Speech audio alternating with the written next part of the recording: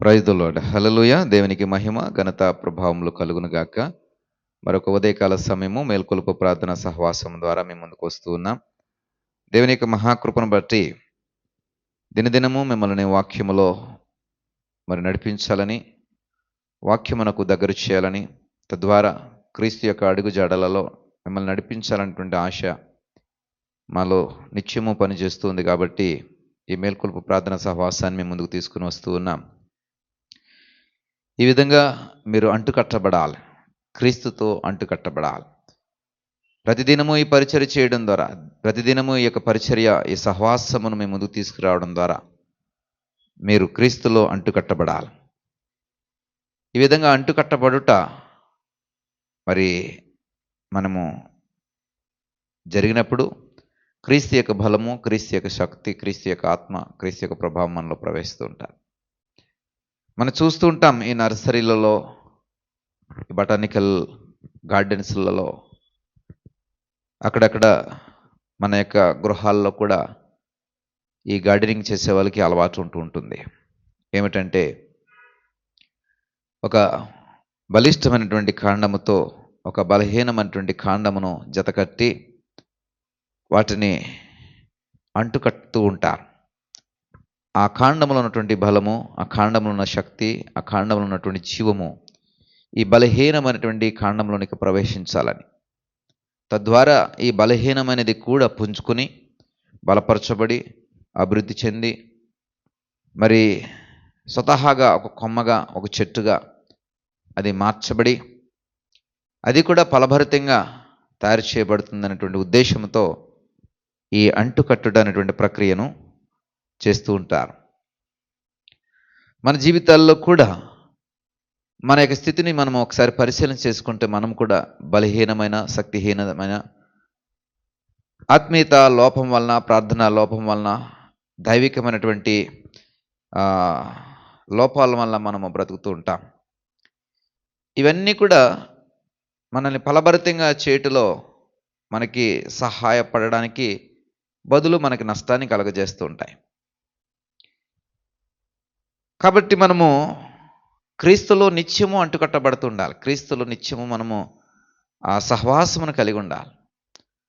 అప్పుడు మనలో ఉన్నటువంటి బలహీనత, మనలో ఉన్నటువంటి శక్తిహీనత సహితము బలముగా, శక్తివంతంగా మార్చబడతారు.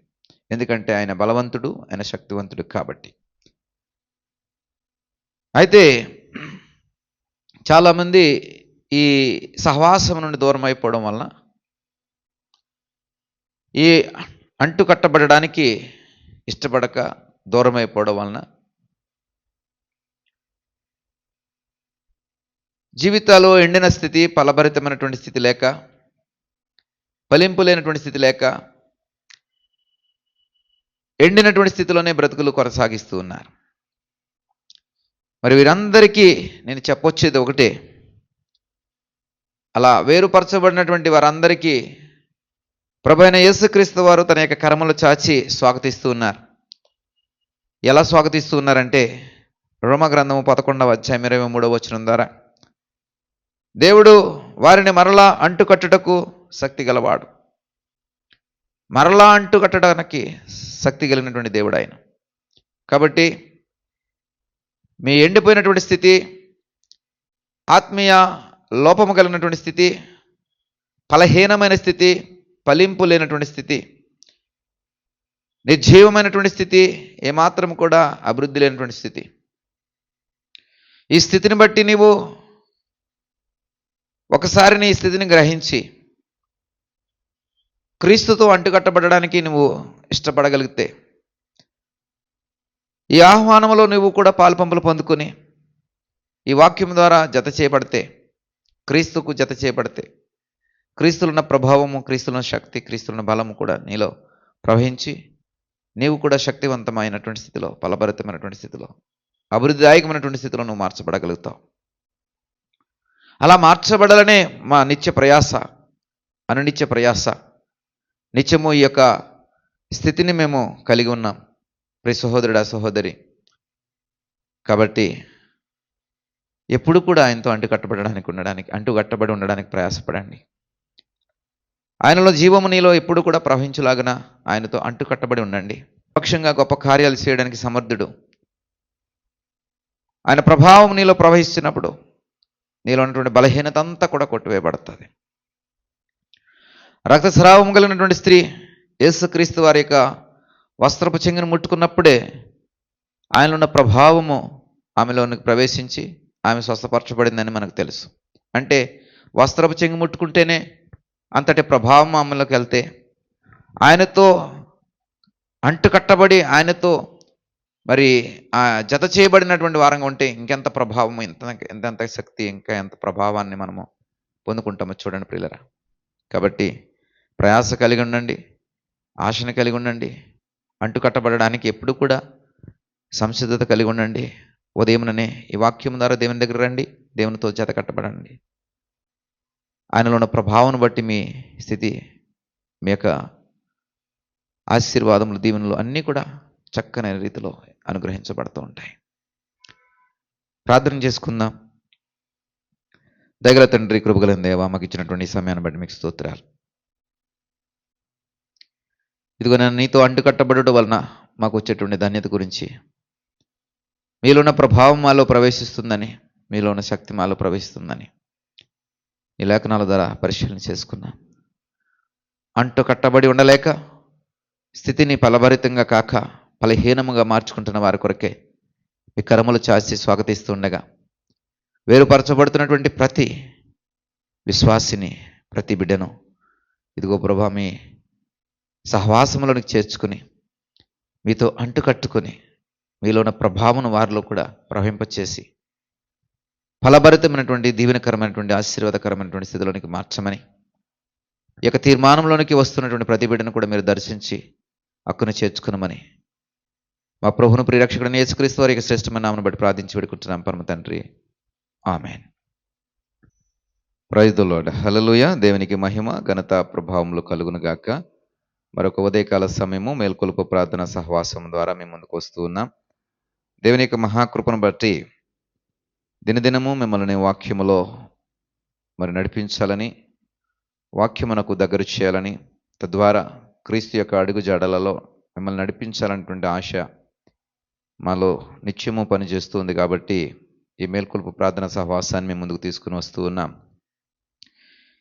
ఈ విధంగా మీరు అంటుకట్టబడాలి, క్రీస్తుతో అంటుకట్టబడాలి. ప్రతిదినము ఈ పరిచర్య చేయడం ద్వారా, ప్రతిదినము ఈ యొక్క పరిచర్య, ఈ సహవాసమును మేము ముందుకు తీసుకురావడం ద్వారా మీరు క్రీస్తులో అంటుకట్టబడాలి. ఈ విధంగా అంటుకట్టబడుట మరి మనము జరిగినప్పుడు క్రీస్తు యొక్క బలము, క్రీస్తు యొక్క శక్తి, క్రీస్తు యొక్క ఆత్మ, క్రీస్తు యొక్క ప్రభావం మనలో ప్రవేశిస్తూ ఉంటారు. మనం చూస్తూ ఉంటాం ఈ నర్సరీలలో, బటానికల్ గార్డెన్స్లలో, అక్కడక్కడ మన యొక్క గృహాల్లో కూడా ఈ గార్డెనింగ్ చేసే వాళ్ళకి అలవాటు ఉంటూ ఉంటుంది. ఏమిటంటే ఒక బలిష్టమైనటువంటి కాండముతో ఒక బలహీనమైనటువంటి కాండమును జతకట్టి వాటిని అంటుకట్టుతూ ఉంటారు. ఆ కాండములో ఉన్నటువంటి బలము, ఆ కాండములో ఉన్న శక్తి, ఆ కాండములో ఉన్నటువంటి జీవము ఈ బలహీనమైనటువంటి కాండంలోనికి ప్రవేశించాలని, తద్వారా ఈ బలహీనమైనది కూడా పుంజుకొని బలపరచబడి అభివృద్ధి చెంది మరి స్వతహాగా ఒక కొమ్మగా, ఒక చెట్టుగా అది మార్చబడి అది కూడా ఫలభరితంగా తయారు చేయబడుతుందనేటువంటి ఉద్దేశంతో ఈ అంటుకట్టుట అనేటువంటి ప్రక్రియను చేస్తూ ఉంటారు. మన జీవితాల్లో కూడా మన యొక్క స్థితిని మనం ఒకసారి పరిశీలన చేసుకుంటే మనం కూడా బలహీనమైన, శక్తిహీనమైన, ఆత్మీయత లోపం వలన, ప్రార్థన లోపం వలన, దైవికమైనటువంటి లోపాల వలన మనము బ్రతుకుతూ ఉంటాం. ఇవన్నీ కూడా మనల్ని ఫలభరితంగా చేయటంలో మనకి సహాయపడడానికి బదులు మనకి నష్టాన్ని కలుగజేస్తూ ఉంటాయి. కాబట్టి మనము క్రీస్తులో నిత్యము అంటుకట్టబడుతూ ఉండాలి. క్రీస్తులో నిత్యము మనము ఆ సహవాసమును కలిగి ఉండాలి. అప్పుడు మనలో ఉన్నటువంటి బలహీనత, మనలో ఉన్నటువంటి శక్తిహీనత సహితము బలముగా, శక్తివంతంగా మార్చబడతాయి. ఎందుకంటే ఆయన బలవంతుడు, ఆయన శక్తివంతుడు కాబట్టి. అయితే చాలామంది ఈ సహవాసం నుండి దూరం అయిపోవడం వలన, ఈ అంటు కట్టబడడానికి ఇష్టపడక దూరం అయిపోవడం వలన